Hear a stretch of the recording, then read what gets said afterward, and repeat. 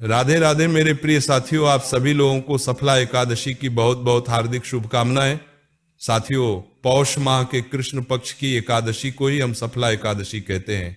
साथियों, इसी के साथ में इस दिसंबर के महीने में पूरी 3 एकादशियों का महासंयोग बन रहा है, जिसमें सबसे पहले मोक्षदा एकादशी निकल चुकी है। अब सफला एकादशी आने वाली है। इसके बाद में पौष महीने की शुक्ल पक्ष की पुत्रदा एकादशी भी इसी महीने में आने वाली है। साथियों, इस वीडियो में हम आपको बताएंगे कि इस बार सफला एकादशी का व्रत कब रखा जाएगा, इस व्रत के नियम क्या है और व्रत का पारण आपको कब और कैसे करना है। साथियों, इस बार सफला एकादशी की तिथि 14 दिसंबर रविवार के दिन शाम को 6:50 से शुरू होगी और सफला एकादशी तिथि की समाप्ति 15 दिसंबर सोमवार की रात को 9:19 पर होगी।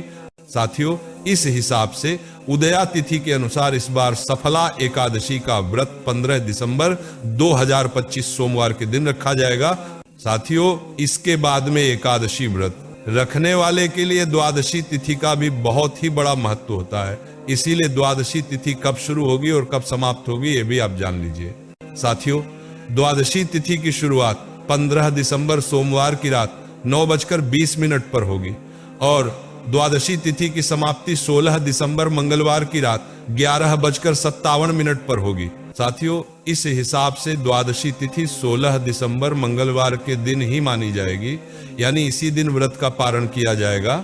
साथियों, इसी के साथ में द्वादशी तिथि की शुरुआत होते ही हरिवासर का समय भी शुरू हो जाता है और हरिवासर के समय में कभी भी हमें अपने व्रत का पारण नहीं करना चाहिए।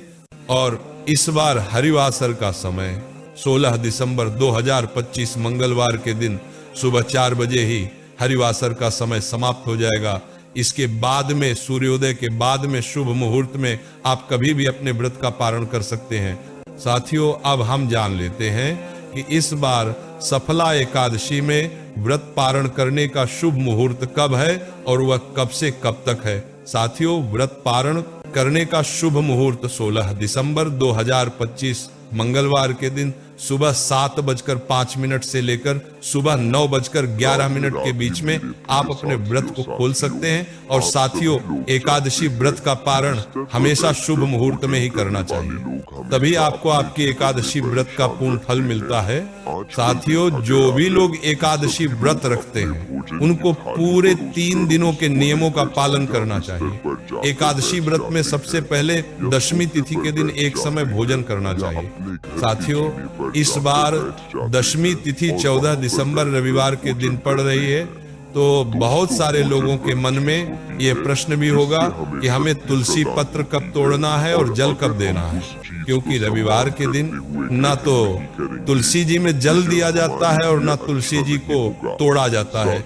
इसलिए साथियों, आपको इस बार तुलसी पत्र एक दिन पहले शनिवार के दिन ही तोड़ लेना है और जल भी आपको इसी दिन दे देना है, क्योंकि एकादशी और द्वादशी वाले दिन तुलसी पत्र नहीं तोड़ा जाता है। कुछ लोग इन दिनों में जल भी नहीं देते हैं। बाकी आपके यहाँ जैसा नियम होता है आप उसे नियम का पालन करें।